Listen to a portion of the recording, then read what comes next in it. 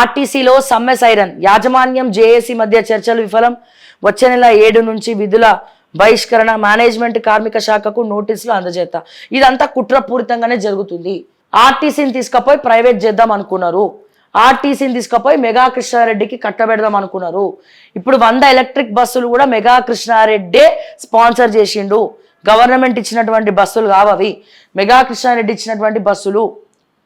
Same ఇప్పుడు RTC ఉద్యోగులు సమ్మె చేసి బహిష్కరణ చేసి ఇవన్నీ చేస్తే లైన్ క్లియర్ అవుతుంది. ప్రైవేట్ వాళ్ళని పెట్టుకోవచ్చు, ప్రైవేట్ యాజమాన్యాన్ని రంగంలోకి దింపచ్చు అని చెప్పి వీళ్ళు ఇంకో రకంగా కుట్రలు చేస్తూ ఉన్నారు.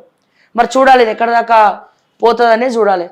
ఎవరు అవునన్నా కాదన్నా ఇది టీఎస్ఆర్టీసీని ప్రైవేట్ చేయడం కోసం చేస్తున్నటువంటి కుట్రనే. మెగా కృష్ణారెడ్డికి తీసుకుపోయి ఆర్టీసీని వాళ్ళ హస్తాలతోటి అప్పచెప్పడానికి చేస్తున్నటువంటి కుట్రలో భాగమే అని చెప్పి మరొక్కసారి తెలియజేస్తా ఉన్నా. దీని మీద నేను ఎందుకైతుంది ఎట్లయితుంది అనేది కూడా స్పెషల్ స్టోరీ చేయడం జరిగింది. మన ఛానల్లో ఉంటుంది. ఎవరికైనా డౌట్లు ఉంటే కూడా పోయి చూసుకోవచ్చు.